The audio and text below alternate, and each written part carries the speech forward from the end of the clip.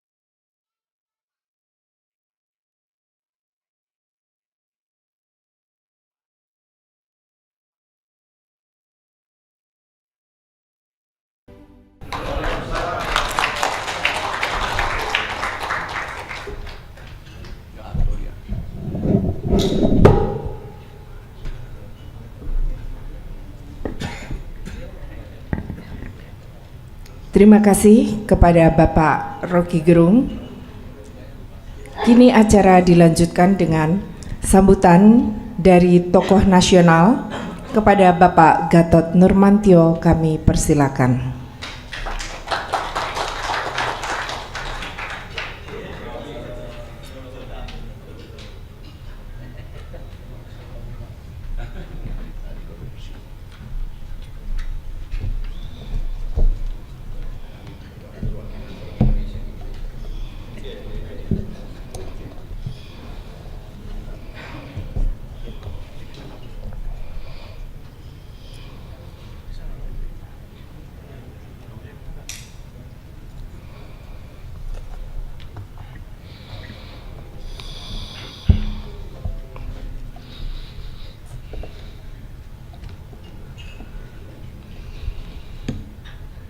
Assalamualaikum warahmatullahi wabarakatuh.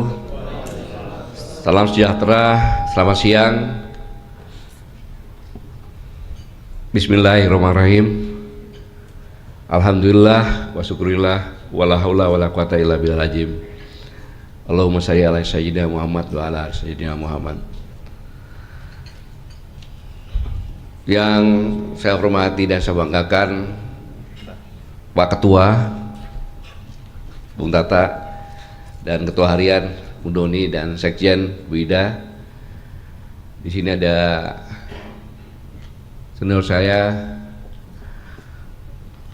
Bang Fahru Roji dan ada mana Pak Kumis tadi itu Bang Narko ya. Beliau ikut mencetak saya itu karena saya 82, beliau 78.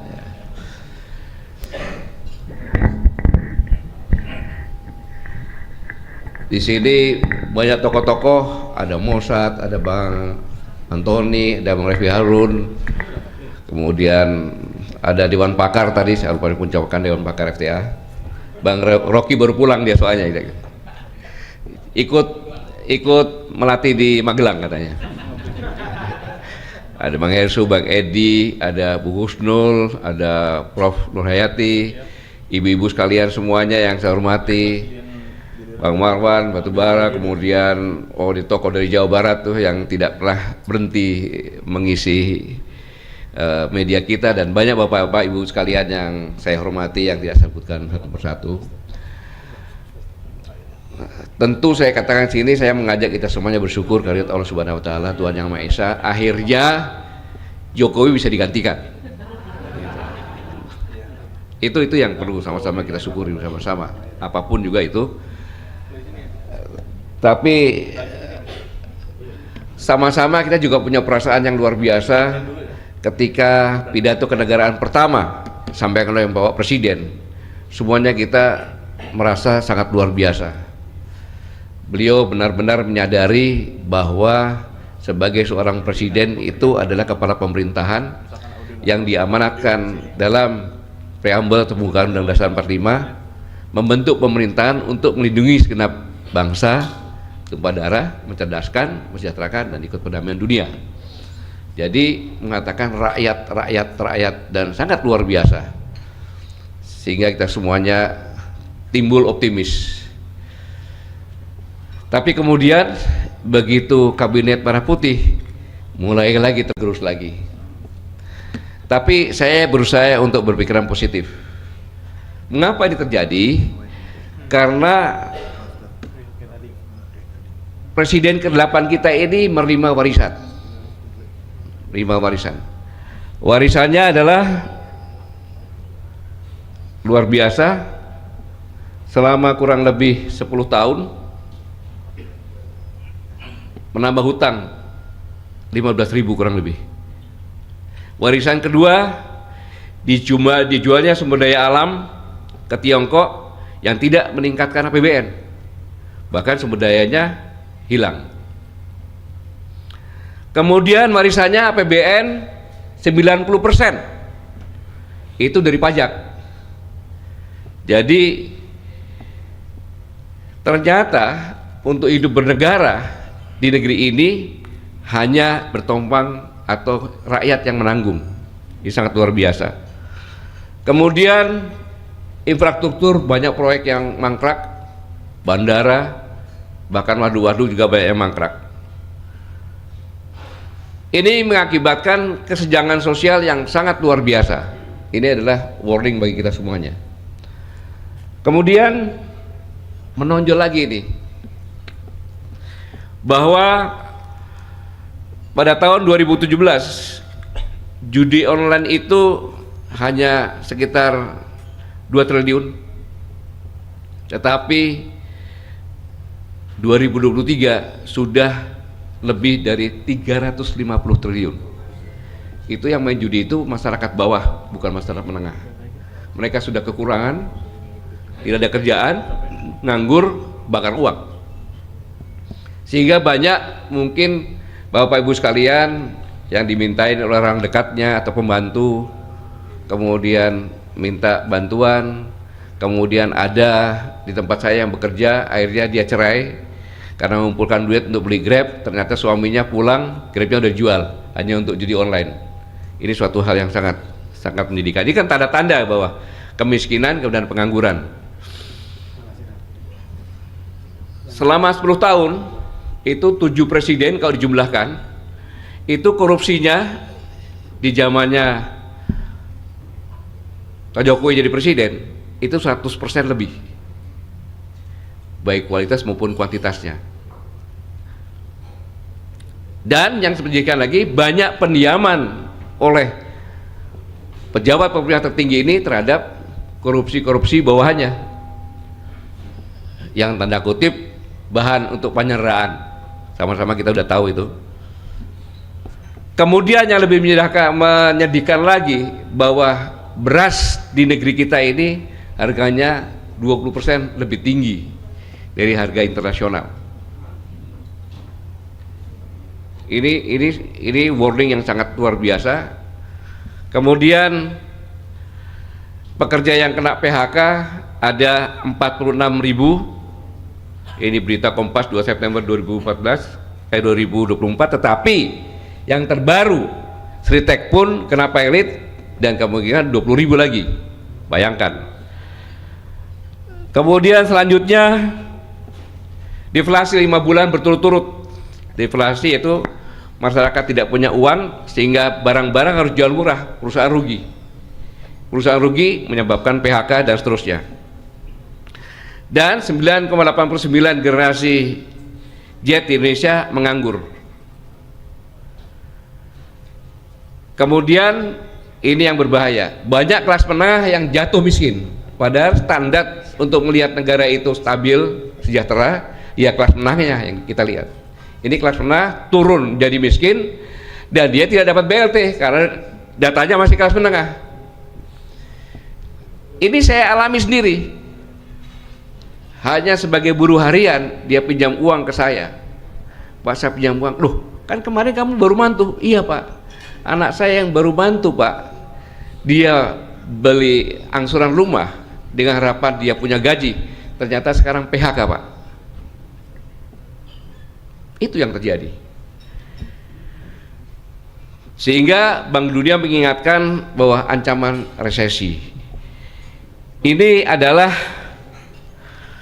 kondisi kita sekarang ini yang membuat susah dapat, yang membuat masyarakat sulit karena memang tidak ada pekerjaan. Ditambah ditekan lagi, pajak makin tinggi. Selesai sudah itu. Ini warisan yang pertama.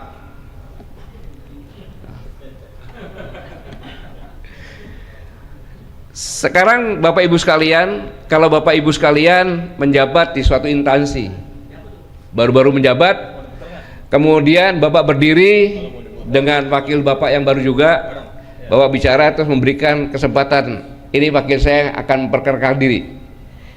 Tentunya logika berpikirnya, si wakil ini kan bicara sebentar, saya gini, dikembalikan lagi kan? Etikanya begitu nggak? Kan gitu. Tetapi ada yang sangat tidak beretika. Karena memang kenapa tidak beretika? Karena dia di atas angin.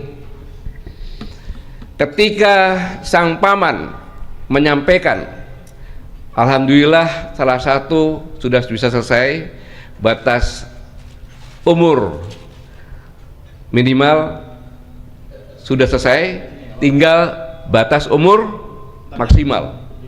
Bisa terjadi yang umur maksimal ini tidak bisa maju sebagai presiden. Ingatkan itu kan? Itu berarti sang paman mengancam, sehingga besoknya pada saat itu Pak Prabowo mendeklarasikan di rumahnya tanpa dihadiri oleh wakil, karena harus menunjukkan bahwa hei paman, ponakanmu akan jadi wakil saya. Itu saya waktu itu di bukas dengan Bang Rafli, saya sampaikan kalau saya jadi Prabowo itu pun akan saya lakukan untuk keselamatan saya. Kalau enggak jadi. Gitu. Karena itu maka pada saat deklarasi di istana, Anda bayangkan seorang yang berbalik umurnya, Pak Prabowo 73 dia 37, ya kan? Dengan gagah perkasa bicara seperti ini. Tenang saja Pak Prabowo, tenang saja Pak, saya sudah ada di sini.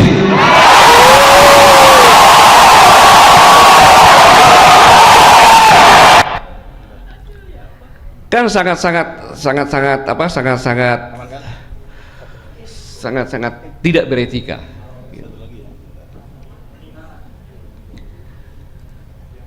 Maka timbul pertanyaan, mengapa kok terjadi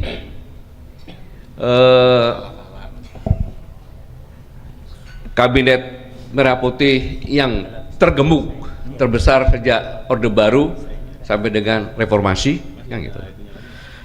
Padahal David mengatakan dalam The Cabinet A Cooperative Perspective bahwa kabinet yang hegemoni, yang besar, itu hanya bisa berlangsung dalam kondisi yang baik-baik saja. Sedangkan Presiden pada saat pidatonya menandakan bahwa kondisi kita tidak baik-baik saja dengan warisan tadi.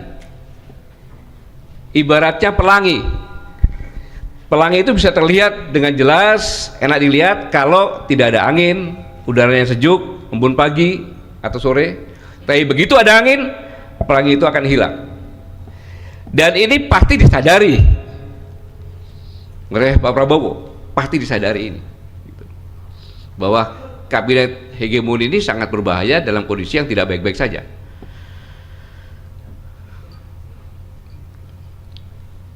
Tapi Ansel dan Guys juga menyatakan bahwa collaborative governance ini adalah bahwa pemerintahan dalam suatu negara sangat kompleks. Saya ulangi, pemerintahan dalam suatu negara sangat kompleks, sehingga diperlukan lembaga-lembaga negara untuk bersatu sebagai motor, bekerja sama dengan akademisi, ekonomi, para pemuda, semua lapisan masyarakat untuk menentukan kebijakan. Latar belakang inilah mungkin sehingga ke Magelang, di samping tadi gambar yang satu tadi. Karena apa? Kalau gebuk ini pasti akan terjadi friksi-friksi. Friksi-friksi nanti bisa terjadi perpecahan. Dan friksi itu sudah mulai terlihat.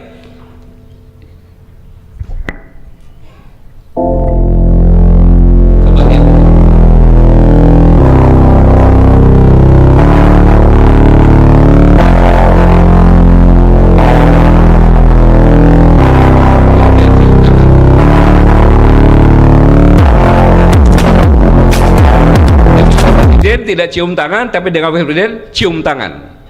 Ini udah tanda-tanda seperti yang tadi Bung Roky Gerung sampaikan. Itu friksi terjadi, bisa terjadi politbiro nanti dalamnya, organisasi dalam organisasi. Tetapi memang keharusan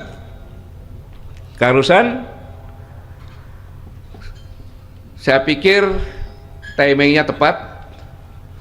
Karena perubahan organisasi, orang-orang baru semuanya. Yang kedua, orang-orang menteri-menteri dan lembaga yang lainnya yang di Magelang, saya lihat Bung Roky Gerung tadi semangat, ya kan? Karena mereka gembira, baru jadi menteri, bangga. Kan? Kemudian situasi ini juga masih kondusif. Saya pikir untuk bentuk team building sama teamwork itu diperlukan ke sana.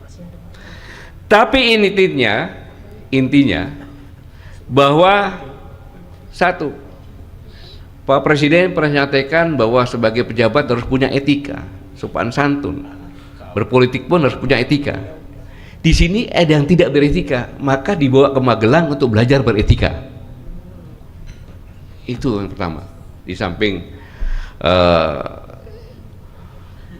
untuk tim berdiri sama teamwork tadi.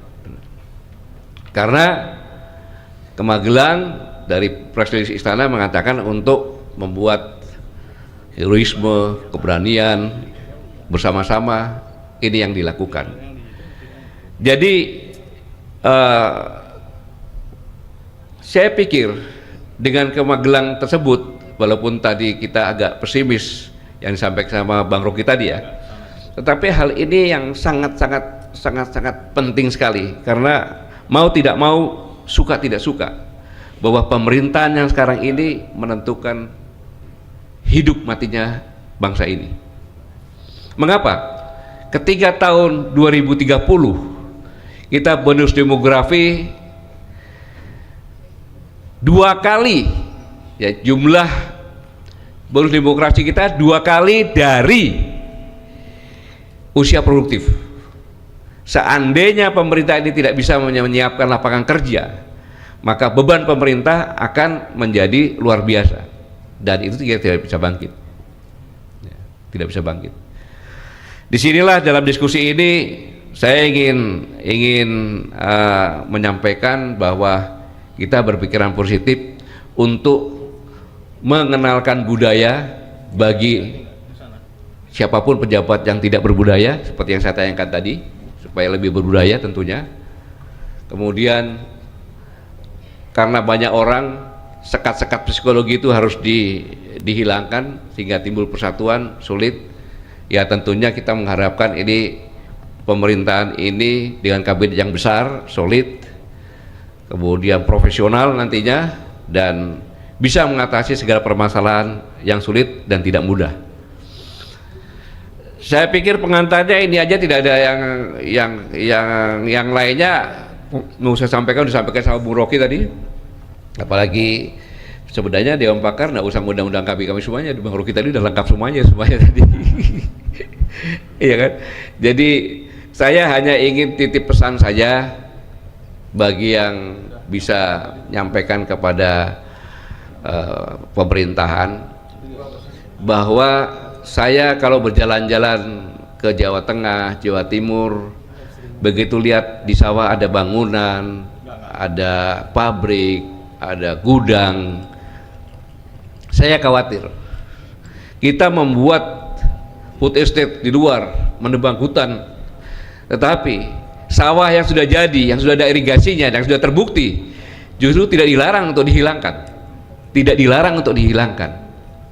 Seharusnya pemerintah menetapkan lahan abadi, sehingga lahan itu tidak boleh berubah apapun juga. Kalau berubah kena pidana. Karena kalau ini tidak dilakukan, hutan kita akan gundul dengan alasan itu. Dan belum tentu hutan-hutan yang dibuat sawah itu bisa produktif. Seperti di Maroke, mudah-mudahan yang buat di sana paham. Di Maroke itu kalau nggak salah pasang surut airnya itu sampai 4 meter, bahkan lebih. Dan datar dari, tidak ada gunung di Maroke itu. Sehingga kalau surut, pasang surut itu airnya bagus, tapi begitu pasang sungainya itu air. Kemudian kalau musim kemarau dia kena data dari Australia itu bisa 4 bulan 5 bulan dan tanahnya pecah-pecah. Yang saya tanya, kalau ada 1 juta sawah, airnya dari mana? Mudah-mudahan dipikirkan, sehingga belum lagi kalau kita bicara masalah tingkat keasaman. Jadi saya mau sampaikan, sangat disayangkan apabila kita membuat jutaan hektar di luar, tetapi yang sudah siap dengan irigasinya kita biarkan. Sama saja di Sumatera itu sebenarnya cadangan oleh Belanda untuk sawah, tapi digunakan sawit, ya luar biasa, mudah sekali itu. Saya pikir kondisi sekarang ini sangat mengkhawatirkan, karena orang yang tidak sampai 10% itu semakin hari semakin kaya, rakyatnya semakin hari semakin miskin. Kemudian tahun depan ada iuran, ada pajak dengan tambahan lagi, kemudian subsidi dihilangkan dan lain sebagainya yang makin berat lagi. Dalam kesempatan ini, mau tidak mau, suka tidak suka, mari sama-sama kita bergandengan tangan untuk mendukung pemerintahan yang ada ini, sambil kita mengamati apakah benar. Kalau tidak, kita sebagai warga negara yang punya kedaulatan, ya kita sampaikan. Saya mengajak kita semuanya ini mendukung dengan cara satu, kita tekan KPK dan pemerintah untuk benar-benar jangan tebang pilih untuk memberantas korupsi. Yang sudah ada di KPK yang waktu itu takut,